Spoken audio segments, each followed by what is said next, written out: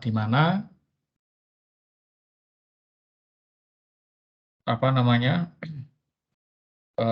kompresi rasio ini didefinisikan sebagai V1 dibagi V2 ya, kompresi rasio. Nah, kalau melihat di sini kita melihat dari sini membangun suatu dari model proses ini kita bangun sebuah model matematikanya. Jadi ketika panas yang masuk, ini awalnya kan untuk diesel itu untuk Otto ini kan volume konstan ya, 23 ya. Jadi Q23 itu masuk, kemudian ada 3 aksen, jadi 3 aksen, kemudian ada 2 aksen, kemudian 3 aksen. Nah, ini dual ya. Kemudian 2 ini kalau 2 3 double aksen, maaf ya, 2 3 double aksen ini adalah diesel yaitu apa namanya? Compression engine ya. Nah, ini 23 itu untuk Otto, kemudian 23 aksen ini adalah untuk diesel, 22 aksen dan 3 aksen adalah untuk fuel. Itu Ki yang masuk. Jadi Ki yang masuk. Nah, kemudian panas yang dikeluarkan, jadi di sini. Jadi kalau mengeluarkan panas 4 atau 1,4 dulu, 1,4. Ini adalah untuk Otto, kemudian 1,4 double aksen untuk diesel ya. Kemudian 1,4 single aksen adalah untuk apa namanya? Dual ya, dual ya. Nah, dari sini maka dari melihat ini perbandingan coba bisa dilihat bahwa I-nya yang dikeluarkan untuk Otto, kemudian untuk diesel dan untuk dual, jadi untuk dual. Nah, Ki Otto itu panas yang dihasilkan ini selalu lebih kecil ini. Kemudian di atasnya adalah untuk dual, panas yang dihasilkan lebih. Nah, kalau untuk mesin diesel, panas yang dihasilkan lebih, panas yang dibuang lebih tinggi. Jadi tentu kalau panas yang dibuang lebih tinggi, losses ya. Jadi ini kan lossesnya. Jadi diesel itu kan lebih tinggi. Dualnya diantaranya, yang paling sedikit adalah bensin. 1,4 itu segini saja. Nah, maka efisiensi itu kan apa? 1 Ki panas buang dibagi panas yang masuk. Maka efisiensi dari sebuah engine disimpulkan jadi mesin bensin itu lebih efisien ketimbang diesel. Nah, dual system ini mengadopsi keduanya, jadi di tengah-tengahnya. Tapi kita melihat dengan modifikasi investasinya apa lebih kompleks atau lebih simpel, tentunya lebih kompleks karena ada modifikasi, mungkin penambahan desain atau mungkin geometri yang berbeda. Nah, ini kan juga butuh investasi tentunya ya, penambahan komponen. Jadi, nah ini hasilnya adalah naik ya dari dualnya. Nah, nanti aplikasinya di mana? Ya tentu disesuaikan dengan penggunaan ya, penggunaan, kemudian ruangan, kemudian instalasi tentunya ya, atau pembuatan dan manufakturingnya. Nah, kemudian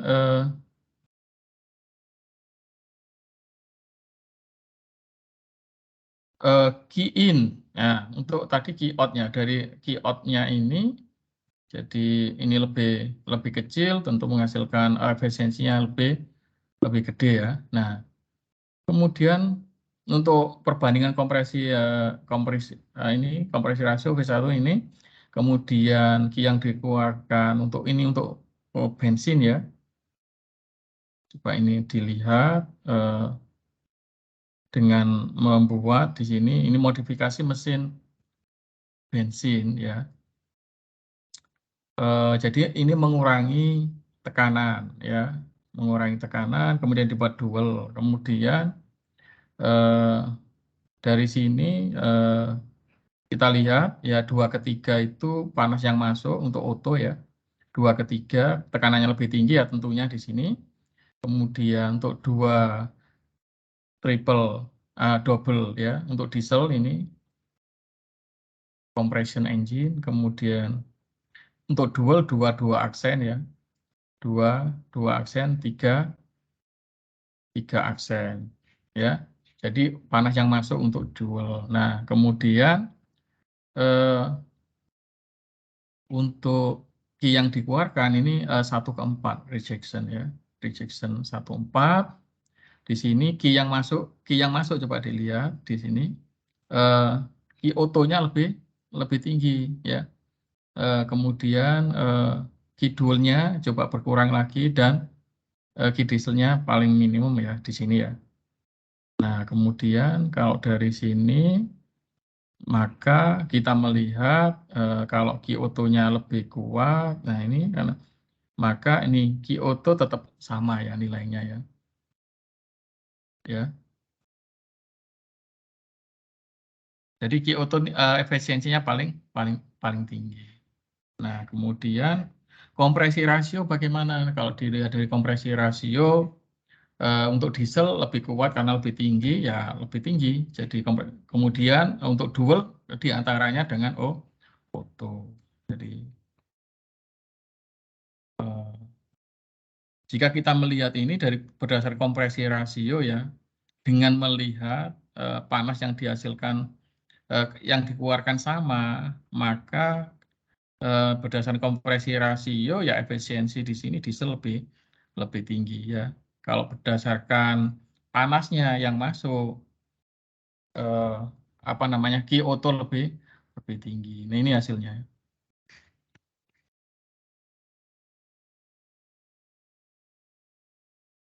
Nah kemudian ini berdasarkan kalau apa tekanannya sama. Jadi menghitung itu ada yang dibandingkan apanya yang sama supaya bisa dibandingkan. Kalau yang ini tadi jika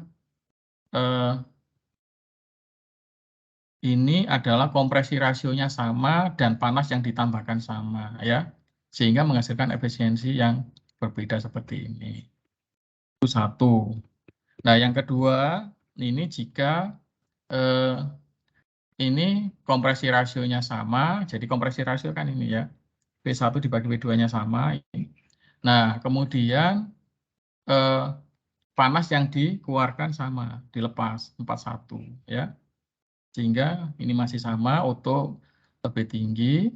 Nah, kemudian kalau berdasarkan kompresi rasio dengan kompresi peak rasio yang sama ini ya, peak rasio yang sama, kemudian temperatur peak sama dan panas yang dikeluarkan sama, tentu diesel lebih tinggi. Jadi kita melihat perbandingannya. Jadi kemudian kalau ini tekanan peak-nya sama, peak itu maksimum ya.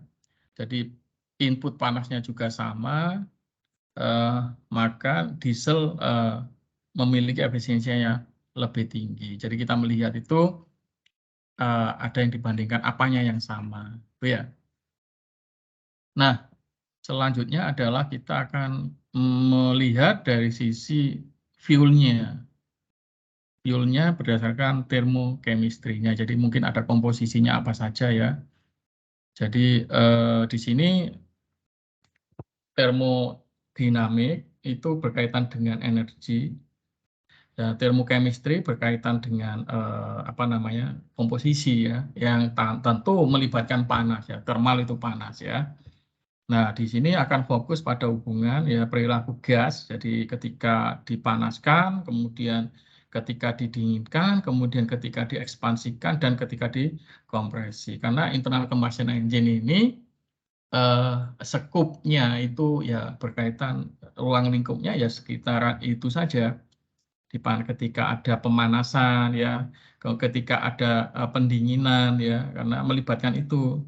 Kemudian bagaimana kalau pas piston melakukan ekspansi kerja, bagaimana ketika piston itu mengkompresi. Yang dikompresi berkaitan dengan gas, ya, atau campuran gas, fuel, ya. Nah, di sini nanti kita melibatkan hubungan, kalau gas berarti ada P, ada tekanan, ada volume spesifik, ada suhu, dan ada panas, ya. Di sana ada 4 parameter utama, ya. Nah, kemudian di sini juga kita mengetahui, jadi panas ini bisa diserap atau dikeluarkan, ya. Jadi Q panas, ya. Kemudian bagaimana dengan ketika kembali, reaksinya seperti apa chemical reaksinya? Jadi energi itu diserap, kemudian akan terjadi pembakaran menghasilkan panas, ya. Kemudian bagaimana perubahan chemical komposisinya, ya. Jadi ini ada reaksi panasnya. Kemudian selanjutnya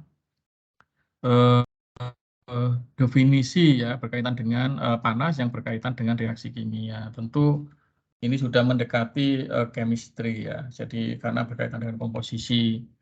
Jadi ketika kita menggunakan fossil fuel BBM, ya, atau BBG, ya. Jadi di sana mengandung chemical komposisi, molekul, atom, gitu, ya. Nah, maka kita coba bagaimana reaksi kimia yang terjadi, ya, ketika terjadi pembakaran di sana. Jadi ada panas, simbolnya adalah delta H.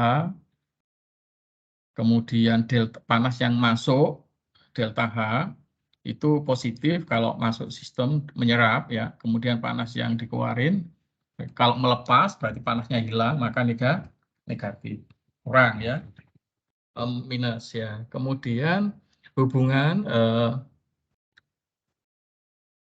di sini misalkan C plus CO2, ya, sama dengan CO. Jadi ketika reaksi karbon dengan oksigen, ini pembakaran, ya, akan menghasilkan CO2, maka ini panas yang dikeluarkan ini 94.052 Kelvin, ya, kalori, ya, sorry, kalori. Ya. Jadi ini masing-masing punya apa namanya, berat molekul, ya. Karbon itu 12, kemudian oksigen, dan O2 berarti 16 kali 2, 32, kemudian menghasilkan ini CO2 ini kan dijumlahkan jadi 44. Nah, ini menghasilkan atau dikeluarkan menghasilkan panas 94.052 kalori. Itu. Jadi itu nilai panas. Bagaimana menguji ini kalau mengujinya bahan bakar itu di bom kalorimeter, gitu, ya, yang kita punya, cuman tidak bisa dipakai. Nah, kemudian panas pembakarannya bagaimana? Kuantiti panas, ya. Jadi ketika dibakar, apakah bisa menghasilkan sempurna atau tidak. Nah, ini bergantung pada kualitas bahan bakar tentunya. Jadi kalau complete combustion itu akan menghasilkan ini 31. Jadi kalau ada misalkan gas, ya, ini C2H2, ya, apa ini etana atau ini jadi C2H2, jadi hidrokarbon yang jelas, ya, di sini ketika dibakar dengan oksigen 2,5, ya, akan menghasilkan komplit pembakaran 2CO2 plus H2O. Jadi menghasilkan 31, mengeluarkan ini, ya. Nah, kemudian ketika tidak komplit bagaimana kalau misalkan O2-nya hanya menjadi sedikit, ya. Ini tidak komplit, maka yang dihasilkan hanya 2 karbon monoksida, ya. Nah, delta H-nya yang dibutuhkan sekian ini, ya. Nah, kedua persamaan ini, ya, jadi panas reaksi. Jadi ini merupakan panas reaksinya, ya. Jadi pada pembakaran itu ketika komplit dan ketika uncomplete. Yang dibutuhkan adalah complete combustion, sehingga tidak menghasilkan sisa-sisa gas yang nantinya akan dibuang ke lingkungan. Karena gas-gas ini, emisi ini akan merusak lingkungan. Nanti itu. Nah, kemudian Jadi nilai panas bisa positif, negatif ya. Jadi itu sebagai tanda ya. Kalau masuk positif, kalau keluar ini negatif. Ini, nah, kemudian ada reaksi itu ada eksotermik juga ada endotermik. Jadi ini dulu di kimia juga ada ya bentuk-bentuk reaksi kimia ya. Jadi kalau ekso itu mengeluarkan, kalau endo membutuhkan. Jadi kalau ditambah ya plus ini perlu, kalau ini hilang keluar negatif. Nah kemudian panas ya. Tentunya tidak semua akan dirubah ya, jadi ada yang hilang, gitu ya. Ini. Nah, kemudian jadi kalau kita menggunakan fosil, kalau kita apa namanya detail kita menelitinya, maka akan mengandung senyawa hidrokarbon di sana ya. Nah, senyawa hidrokarbon di sini ada, yang jelas ada komponen hidrogen, kemudian ada karbon. Nah, ini mengandung dua ini ya. Nah, kemudian elemen-elemen minor yang lainnya seperti ada nitrogennya, ada oksigen, ada sulfur dan lain-lain. Jadi kalau dirumuskan ya akan menghasilkan apa? CnHMXC. Jadi N itu jumlah molekul dari karbon ya, kemudian M molekul dari hidrogen ya, kemudian Y itu elemen-elemen lain yang adanya. Dalam pembakaran di internal combustion engine ini tentu kita menggunakan itu semua. Jadi kita mengubah energi chemical yang dipunyai, yaitu kita menjadi panas dulu, kemudian kita ubah menjadi mechanical.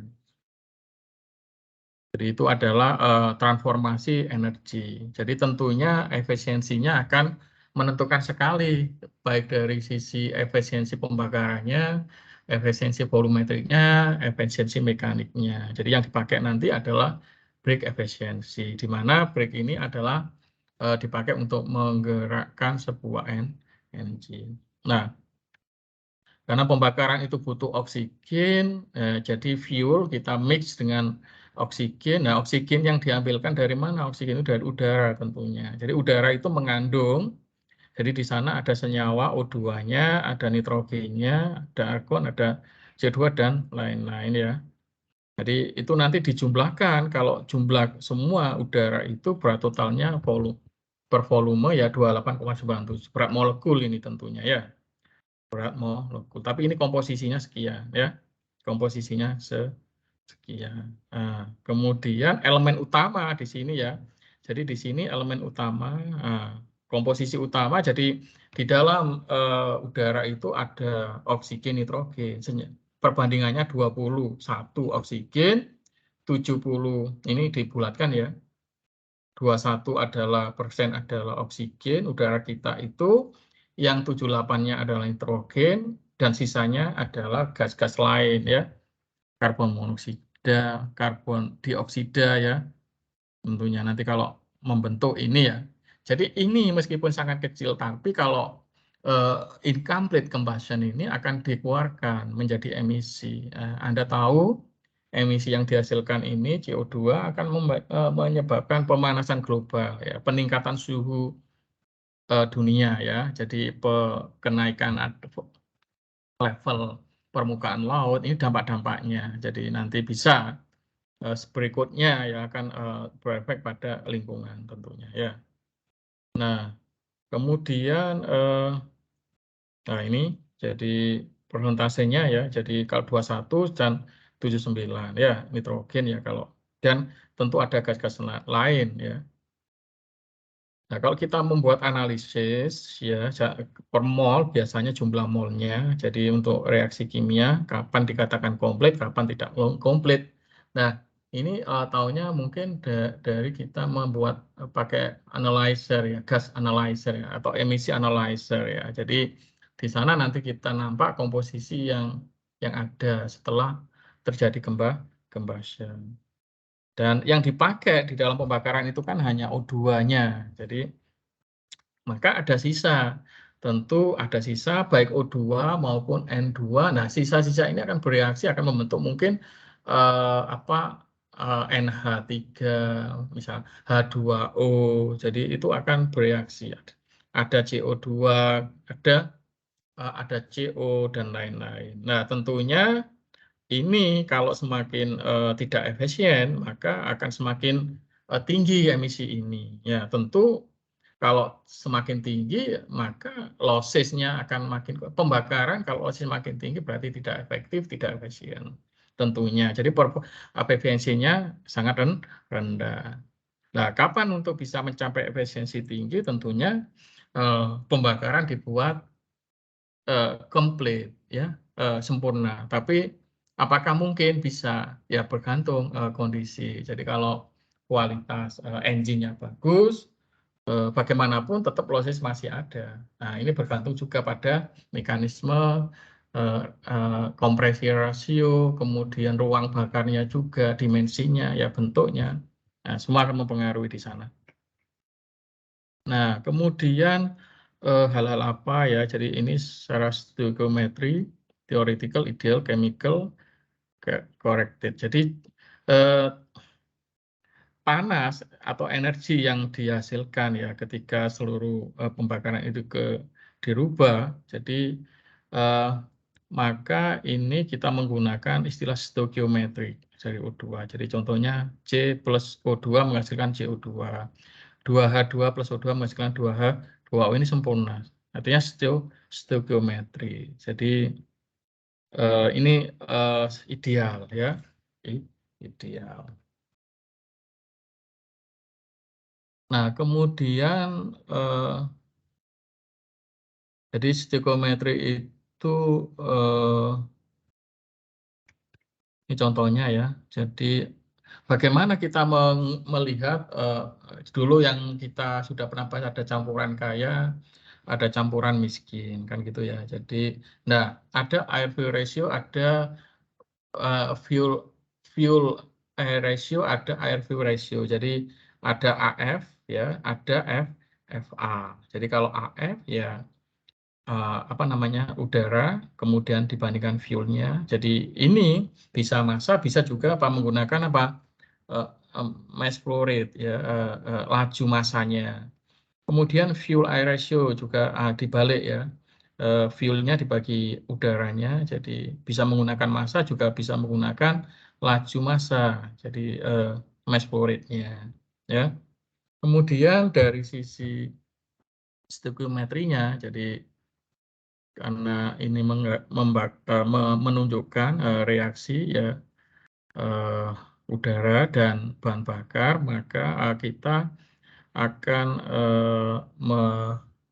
melihat apa namanya ringnya untuk air fuel ratio. Jadi air fuel untuk spark ignition engine sama compression ignition engine. Jadi untuk spark ignition engine untuk air fuel ratio, jadi udara dibandingkan bahan bakar jadi 6, kemudian rata-rata ya 15 ya, kemudian maksimal 19 ya, kemudian untuk kompresinya dari 18 sampai 70. Nah, batasan-batasan, jadi campuran kaya, ada campuran miskin, jadi kita bisa menggunakan air fuel atau apa namanya fuel air stoichiometry ya, jadi ini batasan-batasannya. Jadi kalau ini AF, jadi ini kan AF ya. Jadi kalau kita bandingkan A dibanding F, berarti kalau ini sedikit, berarti artinya apa? Udaranya apa? Udaranya kecil. Tapi ini kaya, campuran kaya, kaya bahan. Jadi ini berarti kalau dikatakan campuran kaya, berarti bahan bakarnya yang banyak. Ya. Nah, kalau yang ini berarti udaranya yang besar ini. Berarti bahan bakarnya sedikit. Ya, campuran miskin. Jadi air fuelnya, air fuel ya sedikit. Jadi kalau ini udaranya kaya ya. Ini miskin bahan bakar ya. Miskin bahan bakar. Kemudian jadi ini stoichiometrinya, kemudian price line. Nah, kemudian pembakarannya mungkin di sini ya. Jadi setelah itu mungkin ya tidak terjadi pembakaran ya, tidak bisa terjadi. Mungkin terlalu banyak udaranya. Jadi ya mungkin di sini kalau terlalu banyak bahan bakarnya. Jadi udara tidak mampu membakar. Kemudian di sini juga tidak terjadi pembakaran. Jadi terlalu sedikit bahan bakarnya. Jadi kalau bahan bakarnya sedikit, udaranya banyak juga tidak bisa terjadi pembakar. Atau udaranya sangat sedikit, tapi bahan bakarnya yang banyak, terlalu kaya, juga tidak terjadi pembakar. Harus ada yang ada direct ring-nya. Itu adalah engineering, jadi tidak bisa ideal. Kemudian batasannya, lah ini ada campuran itu nanti untuk meningkatkan kualitasnya ya kita membuat homogeneity. Jadi homogeneity itu dicapai dengan mixing ya dengan mungkin injection droplet mixing atau dengan kita memodifikasi intake manifoldnya. Jadi secara pasif sehingga aliran itu dibikin apa namanya swirling ya swirling berpusar. Ini akan meningkatkan mixing dari campuran udara dan fuelnya. Nah kemudian ini dari sisi pembakaran ya, jadi mol. Jadi kalau kita melihat kalau pembakaran ya kita akan menghitung jumlah molnya berapa. Berat molekul jadi massa gas dibagi berat molekul itu jumlah mol. Jadi,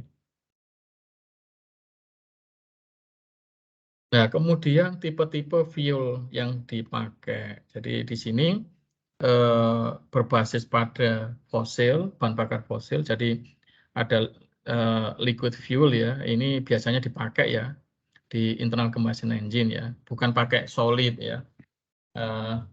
Di sini kita bisa juga bentuknya adalah gas. Jadi kemudian kalau di electricity kita bisa menggunakan solid yaitu batu bara ya untuk di furnace dari boilernya. Jadi kemudian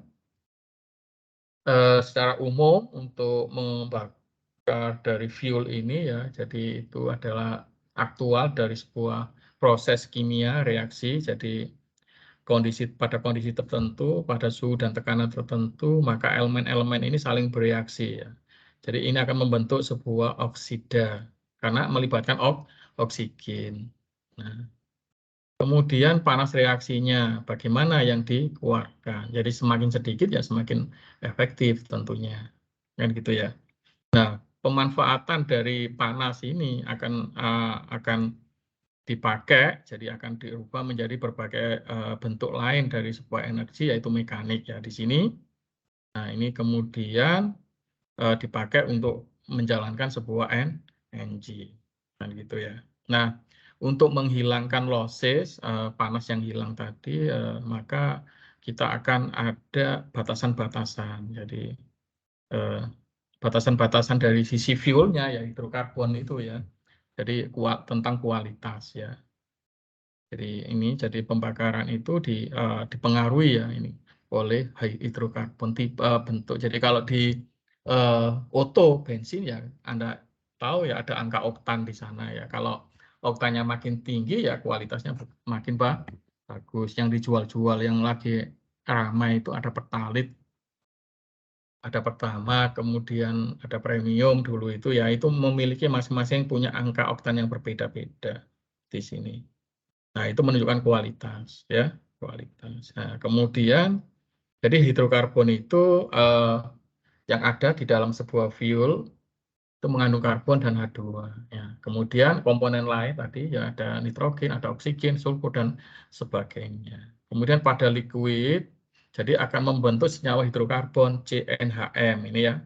Ada metana, ada etena, ada dan lain-lain ya. Untuk gas ya ada kalau gas berarti ada O-nya ya, CnHMO gas. Nah, untuk solid di sini mengandung sulfur kalau solid. Jadi batu bara itu mengandung sulfur ini. Jadi emisi yang paling tinggi kan batu bara ya, batu bara. Gas itu paling rendah ya emisinya ya, paling rendah emisinya. Nah, kalau liquid bagaimana liquid fuel-nya? Nah, ini adalah reaksi kimia. Kemudian kesetimbangan kimianya di sini seperti ini. Jadi kita membuat indeksnya supaya sama bagaimana menyamakan sisi sebelah hasil. Jadi ini kan produk ya, kemudian reaktan. Jadi reaktan sama produk. Mungkin di reaksi kimia kita juga sudah. Jadi tinggal menyamakan aja jumlah elemennya. Jadi kalau karbon ya disamakan sisi kiri dan sisi kanan. Jadi akan menghasilkan kesetimbangan reaksi kimia seperti ini. Sama juga gas ya. Kalau yang di solid, nah di solid juga demikian. Ini kebanyakan mengandung nanti adalah ada sulfurnya. Nah kalau sulfur ini kalau dikeluarkan ya ini bisa menyebabkan hujan asam ya untuk dampaknya ya hujan asam. Jadi hujan asam ini kan merusak ya lingkungan. Ini tipe-tipe reaksi kimia yang berkaitan dengan external combustion engine maupun internal combustion engine ya. Dan kemudian bagaimana membuat komplit ya bergantung reaksinya ya. Jadi nah kemudian tadi ada campuran kaya, ada campuran miskin untuk pembakaran ya. Eh, Jadi kalau campuran ini miskin, jadi lebih banyak udara yang ada, tapi bahan bakarnya sedikit. Kalau kaya berarti kaya akan bahan bakar udaranya sedikit. Yang tadi ya itu harus dipahami. Jadi ini istilah ada campuran kaya, campuran miskin. Miskin berarti miskin lebih banyak udara, bahan bakarnya sedikit. Ya. Kalau kaya berarti ini udaranya yang sedikit, tapi kaya akan banyak bahan bakarnya. Jadi ini akan kalau tadi melebihi batas itu terlalu kaya, terlalu miskin, tidak terjadi pembakaran. Kenapa? Ya komposisinya tidak pas. Jadi dalam engineering itu ada pertimbangan komposisi ya untuk pembakaran. Nah, kemudian ekivalensi, jadi rasionya tadi ada AF, stoichiometry ya. Kemudian ini perbandingan ya, air view ratio ya, air view ratio. Ini, nah tadi untuk kondisi kalau ekivalensi rasionya 1 secara stoichiometry, maka energi panas yang dikeluarkan maksimal. Kalau lebih kecil 1 bagaimana? Nah ini campuran miskin. Ya, kalau campuran miskin tadi berarti istilah miskin tadi apa? Nah, dia akan kayak udara. Bahan bakarnya sedikit. Ini sedikit bahan bakar. Ya. Kalau sedikit bahan bakar, berarti O2-nya lebih banyak. Udaranya kan banyak ini. Kalau campuran kaya akan bahan bakar, berarti udaranya sedikit. Kalau sedikit, berarti hanya sebagian yang terbakar, maka yang dikeluarkan akan semakin banyak. Ini CO sama HC. Nah, untuk spark ignition engine, jadi ini rasio ekivalensinya 1,2 sampai 0,9 ya. Dari 0,9 sampai 1,2. Nah, hubungan-hubungan, jadi hubungan-hubungan yang sudah kita punya. Jadi ini untuk mengecek, jadi performance sebuah engine tentunya. Jadi banyak sekali parameter yang dibuat ya, banyak sekali.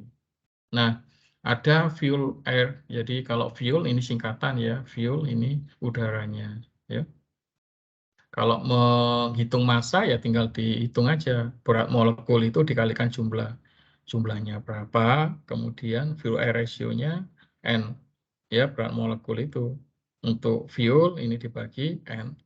Ini total berat molekul untuk apa namanya aktual ya, udara ya. Udaranya. Nah, ini adalah perbandingan untuk equivalent rasionya F. Jadi fuel air ini apa namanya udara dan ini VA stoichiometrinya. Jadi ini adalah hubungan-hubungannya. Kemudian, nah kalau yang ini untuk nitrogen untuk NO2 ya, NO2 ini sama ya. Kemudian ada equivalent ratio, ada koefisien udara ini, air coefficient, jadi alfa.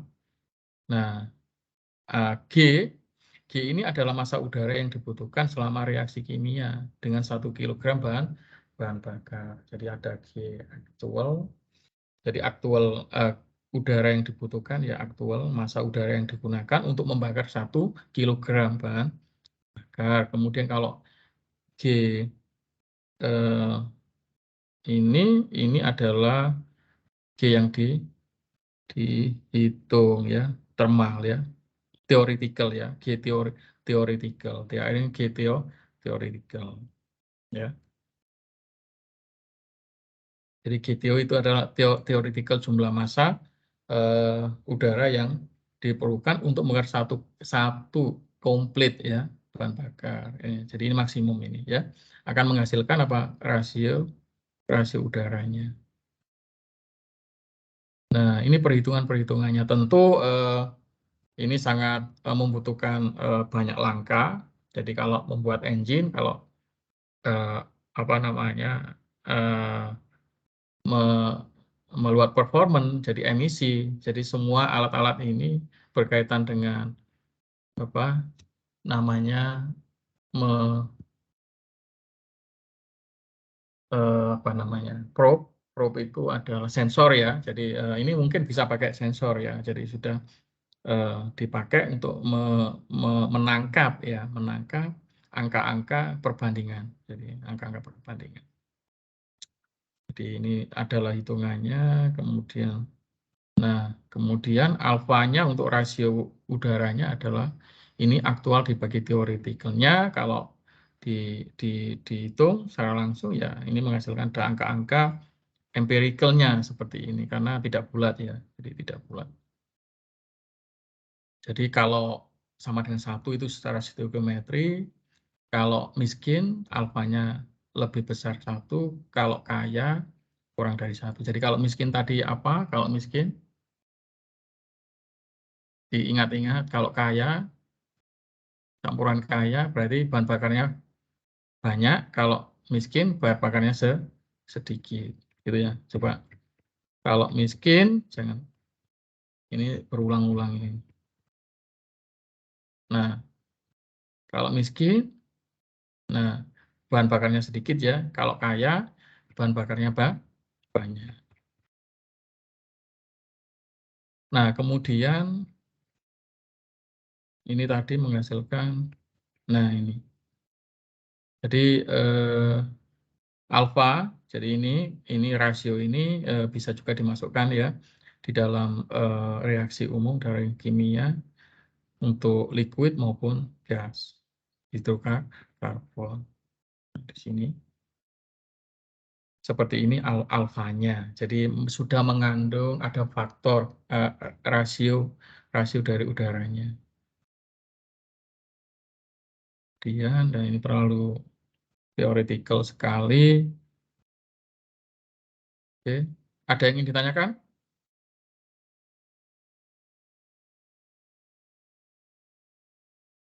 Tidak ada.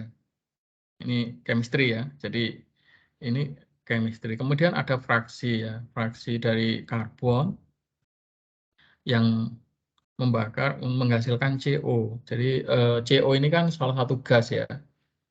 Jadi CO ini kan salah satu gas yang dikeluarkan selama kalau ada incomplete combustion. Nah, CO ini gas-gas yang menyebabkan emisi. Jadi akan apa namanya menyebabkan pemanasan global selain apa?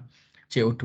Nah, di sini hitungannya. Jadi ini adalah hidrokarbon, kemudian tadi sudah ada kok rasio udaranya ini, kemudian ini adalah perbandingan. Jadi jumlah molekul ya, kemudian ini beratnya. Jadi nanti kalau direaksikan ada reaktan, ada produknya seperti ini. Nah, kemudian tetanya akan fraksinya, jadi fraksi dari karbonnya yang 4/3 N, 1 min alfa, N plus N per 4 di sini. Jadi kalau ada kebocoran gitu ya di sini kalau campuran itu kaya campuran kaya berarti bahan bakarnya banyak, maka ya oksigennya akan sedikit ya. Tersedia untuk pembakaran akan sedikit, maka akan menghasilkan karbonnya lebih banyak. Jadi oksigen itu hanya membakar sedikit saja karena kaya bahan bakarnya, sehingga yang dihasilkan adalah mungkin karbon menjadi CO2 menjadi CO. Nah, ini adalah kelanjutan jadi hubungan-hubungan yang lain ya. Jadi sangat banyak sekali equation untuk internal combustion engine saja. Jadi kita bisa membolak-balik. Jadi fuel air ratio, kemudian dengan alpha. Nah, ini rumus-rumusnya. Jadi ini adalah rumus-rumusnya. Jadi itu tadi. Jadi kalau dirangkum hasilnya untuk air fuel ratio dan untuk hasilnya menggunakan rasio udara, jadi menjadi empirical ya. Jadi ini ada angka-angka yang tidak bulat di sana. Kemudian kalau dibandingkan menjadi perbandingan ya, massa udara, massa fuelnya. Air fuel itu massa udara, massa fuelnya. Jadi ini, kemudian 29 ini berat molekul ya, berat molekul. Ini bagi berat molekul ini ya. Sampai sini ada yang tanyakan? Tidak ada. Kalau nggak ada ya sudah, kuliahnya sampai itu dulu. Pagi ini. Jadi demikian, terima kasih telah mengikuti kuliah ya. Nanti kita lanjutkan lagi dan selebihnya ada waktu tambahan kamu pakai untuk membaca tambahan. Jadi tidak semua didapatkan lewat satu pintu. Jadi ada hidden value kalau Anda melakukan sendiri gitu ya. Tambahannya bahasanya, kalau hidden value itu nilai tambahan ya. Jadi tidak menggantungkan hanya satu source saja tentunya ya. Jadi semua ini sudah open dan mudah sekali. Anda mau membutuhkan apa, tinggal diklik Google. Yang dulu awalnya kita masih sulit ya mengakses, sekarang sudah bisa diakses. Anda mencari jawaban apa saja problem itu, ini sebagai tambahan ya. Jadi hidden value-nya di sana. Nah, kemudian kalau student based learning itu belajar itu ya kadang fokusnya di siapa, gurunya atau studentnya. Jadi kalau dulu zaman saya ada CBSA, siswanya yang aktif, di sini mahasiswanya ya harus aktif tentunya. Ya, kita hanya memfasilitasi saja, kemudian hanya sebagai mengkomunikasikan, menjembatani antara mungkin textbook ya, kemudian theoretical, konsep, basic, fundamental, nah, kemudian implementasinya ada sedikit di lapangan mencari. Jadi kalau di kampus ya kita skupnya hanya terbatas secara theoretical only ya, secara theoretical. Demikian kelas pagi ini yang bisa saya berikan ke Anda. Semoga bermanfaat. Cukup ya, saya tutup ya. Sekian, wassalamualaikum. Waalaikumsalam warahmatullahi wabarakatuh. Waalaikumsalam warahmatullahi wabarakatuh. Terima kasih, Pak. Terima kasih, Pak.